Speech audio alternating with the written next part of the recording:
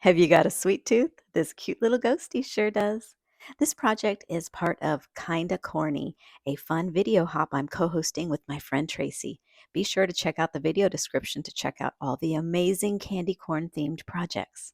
For this project, I'm using a light up ghost that I found at Dollar Tree last year in the Dollar and More spot. I also grabbed all of the tulle that I could find in my stash and any little rickrack and ribbons that came in candy corn flavors. I'm also using Sculpey Clay. These are some fun finds that I nabbed at Spare Parts. It's our local creative reuse store. To start off, I'm using some of the Sculpey Clay in obviously white, orange, and yellow. The top part is the easiest to make. You make a little white triangle, then you're going to make an orange triangle, and then smash the top down, and then do the same thing with the yellow. Piece all of those together, and then just kind of manipulate them until you get a candy corn shape. These are really quick and fun and easy to make. I like to put them already on my baking sheet so that I don't have to worry about distorting it when I move them later. And a fun fact, when these came out of the oven and were cooling off, my 21-year-old son walked by and asked if he could eat them. So I feel like I did a good job with these. Next up, I am rolling some strands in each of the color and then twisting them all up together and kind of roll it to help them stick. And I'm going to twist those around to make a cute candy corn colored lollipop because this little ghosty really has a sweet tooth. When these are done, you're going to want to follow the instructions from the manufacturer, but with Sculpey Clay, I baked it at 275 degrees and for 15 minutes, and that was just enough to get it nice and firm and not overbaked. So there you can see they are ready to move on to the next step, which is painting them with a glossy Mod Podge and then sprinkling them with fairy dust. I mean, not really fairy dust, but I just love this Martha Stewart glitter. I got it at Christmas one year, and it's just a really light iridescent glitter that makes everything look like fairy dust. So I'm painting on the clay with the Mod Podge, covering the front and the sides of each piece with a generous amount of Mod Podge. This is a glossy one, so it'll blend in nicely with the glitter and have a really high gloss shine to it. So I'm making sure I'm catching all the sides there and then put the pieces closer together because I don't want to waste too much glitter. And then just sprinkle that on and set it aside to dry. Next up, I'm making the headpiece for the ghost.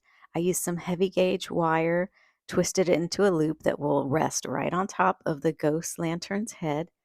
And I'm taking various bits of tulle and ribbon, and then I even had some little vintage flowers in my stash that I put together. These are approximately 4-inch strips, but you'll vary the size based on how big your ghost is. Take a chenille stem, twist it around the middle, and then fluff up your tulle and ribbon to make a really cute ribbon.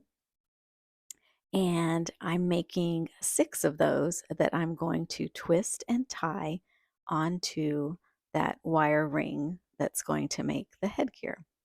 So after I've twisted those into place, I'm then going to take the ends and wrap them around so they're a little bit neater. Once the piece is full, let's add some cute little flowers. These are some more vintage flowers that I got at an estate sale. When I hit up estate sales, I love to find vintage trims and ribbons and flowers because they're so unique and there's always fun ways to use them in little projects like this one. So again, I'm taking the chenille stems and using those to hold the little flower strands in place. Once I have everything decorated, I'm going to take some of the yellow ribbon and cover everything up just so it looks a little bit neater and so that I don't have any of those rough wire ends sticking out and poking anyone. This cute little ghostess with the mostess is almost done. Once this headpiece is done, we're going to go in and start embellishing her with the cute little candy corn pieces that we made. Oh, but first up, I remembered that I had this adorable candy corn shaped confetti. This is from a brand that's no longer in business, but I bet you could find it online. They're like little bitty confettis shaped like candy corn. So I am using that Mod Podge once again. Paint a little bit around the eyes and around the base so I can sprinkle this adorable little ghosty with some more candy corn because you can never have too much candy corn when you're decorating. Two of my kids absolutely love candy corn. I'm honestly not a fan. It's a little too sweet for me, but I love to use it as a decorating element. You know, the color scheme is just fun, and it's one of those things that when you see it, it immediately screams Halloween. And it's just so cute. It's great for decorating with. So there's the lollipop. Remember, we made the top earlier with Sculpey. I cut a clean lollipop stick in half to make it short enough for this project. Hot glue that right onto the little ghosty hand. And look, she's just so excited to have her candy. Then I'm going to go in with the clay candy corn pieces. And of course, she's going to have some in her hands and then maybe a few that she dropped and they're sticking to the bottom of her sheet because you know how sticky candy corn is. This kind of makes me think of like Slimer from Ghostbusters, but this is like the friendly candy version, right? Instead of being covered in junk food and slime, she's covered with adorable candy corn.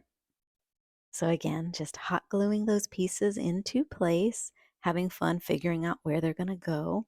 Initially, I thought I'd put some of the candy corn in the headpiece, but they got lost with the ribbon and stuff. And I really wanted to highlight those pieces since this is a kind of corny theme. And I think they look cute glued onto her. So the last step, get a little bit of hot glue on that headpiece. I put a dab on the back and on the front and hold that in place until it is dry. And here she is. Kind of corny and a lot sweet, don't you think? And when she lights up, she kind of looks like a candy corn herself. Have fun crafting and creating for Halloween, friends, and be sure to check out the playlist for more amazingly fun and corny projects. Ciao.